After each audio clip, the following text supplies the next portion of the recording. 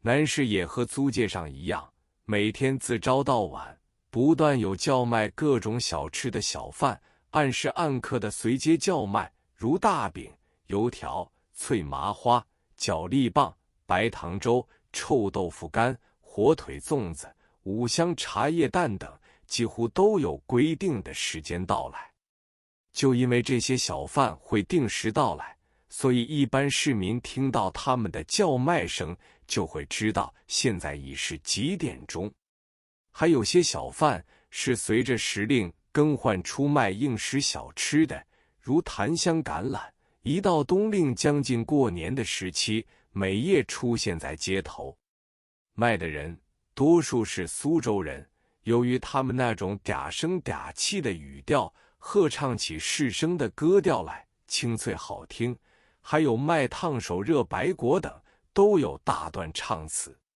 最有趣的是下午卖梨膏糖的小贩，一男一女，一个拉着手风琴，一个引吭高歌，每到一处就会有无数小孩子被他们的歌声吸引，唱一曲就有很多孩子买他们的糖，生意也很好。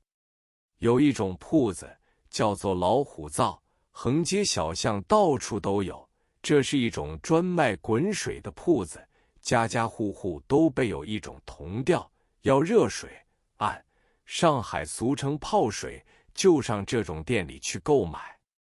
热水的价格以勺量论值，10勺为铜元一枚。他们还出售一种水筹，每一个铜元可以买10根筹。如果你以铜元一枚去买2勺水，那么他们就找还你8根水筹。这种老虎灶外面还放着1、2张桌子卖茶，炉灶的后面还有1、2个木质浴盆，专供一些无家室单身汉洗澡之用，每次入浴不过收铜元3枚而已。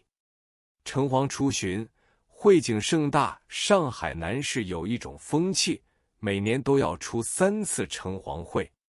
第一次在清明，第2次在7月半，第3次在10月草。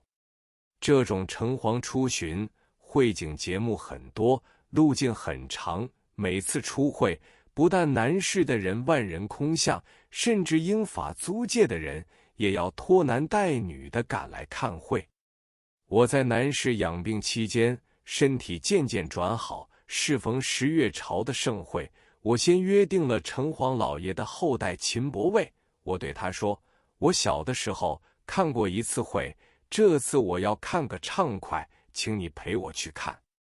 他说，会景如何组织？如不加以解说，你是不会懂的。我说，好，一切听你。这种出会的风气历史已久，旧时称为赛神，陆放翁师，道家更约两邻女，明日柯桥看赛神。所谓赛神，就是指出会而言。上海南市的城隍会一般善男信女，早期皆有组织。出会前2天晚上，每晚他们都聚集在庙中吃会酒。伯卫就带我去从吃会酒开始，会酒都由个人自己出钱，每餐1元，菜肴由玉清宫道士代办，所以聚餐也就在玉清宫中，吃的都是大鱼大肉。会酒的座位无形之中有一个规定，义庙管理董事会的人排在中央，以一身瑶子让做首席，旁为银钱业工会，由秦润清做首席，豆米业工会由顾新一做首席。我和伯卫坐在边席，其余都是办事人员的座位，满满的坐了8席。此外，参加出会的人物以及任职的重要人员分别排在大厅的2、5坐席时，有一个面有麻皮的人走来走去，非常忙碌。此人于出会时却是负责排道子事宜的总指挥。我问伯卫，这个麻皮是谁？他说，此人重要的很，名下秋堂，即城乡名医夏英堂之地，在东木桥狮子弄口开设老虎灶，另外还有一个马匹在初会时期顶马的，这个人原来就是黄金荣。他那时已在法租界总巡捕房中任高级职位，在他童年时是义庙后花园翠华堂裱画店的学徒出身，成年后他每次都参加出会的行列的。所谓顶马是会警行列的开道者，所以每次出会骑顶马的人都要经过筹备的人商议决定。第二天我们又去参加吃会酒，吃的时候匆忙得很。伯卫说，今晚是出会的前夕，传说有5位神道从各处而来，一位是由高昌庙迎来的高昌司，一位是由川新街严贞观迎来的春申侯，一位是财神，还有2位名字记不起了。我们吃罢了之后，只听得一片大锣大鼓声，诸神坐轿而来，预先供奉在城隍大殿上，举行了一次大会施事的排雅景象。殿中香烟缭绕，铁锁锒铛，铿锵有声，做着审理案件的样子。殿上一片阴森严肃的气氛，令人不寒而栗。我与伯卫略为参观一下，就离开了。据说这是阴审的仪式，一直要审到半夜3更才告停止。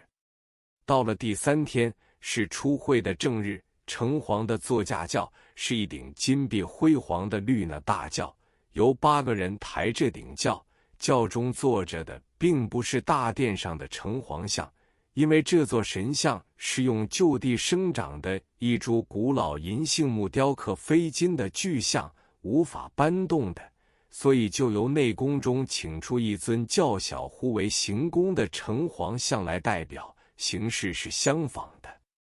城隍大轿请起时，钟鼓号角齐鸣，鞭炮之声不绝于耳，4位善男信女都跪在地上叩颂。那时庙门外面已经有仪仗排列着恭候，挨次座缓缓进行。最初是有4只顶马，跟着的是1块路油牌，接着就是以2人抬的2面大锣，这2面锣还是明代的遗物，声响极大。随后就是清道旗，肃静回避的虎头牌，朱漆金字的官衔牌，上面写着赤峰显佑伯、护海公、护国公等名堂，后面接着是高昌司、财帛司、春申侯等衔牌，此后便是许多皂隶、青袍赤带，有的红冠，有的黑冠，俗称红黑帽，个人手执水火棍，以及各式刑具和铁链，一路口中呼喊着虎威2字，缓步前进。其中还有全副执事，都手执朱漆红棍的兵器，如斧、钺、刀、枪等。这就是城隍的仪仗队，中间还有几对号角，吹的时候其声无污染，声音使听者惊心动魄。仪仗队后面跟随着很多穿黄色衣服的会众，人数每次都有100多人。这些人俗称黄衣会首，多数是工人。有些人自以为罪孽太重，则穿一种蓝色短衣随队游行，认为是可以赎罪的。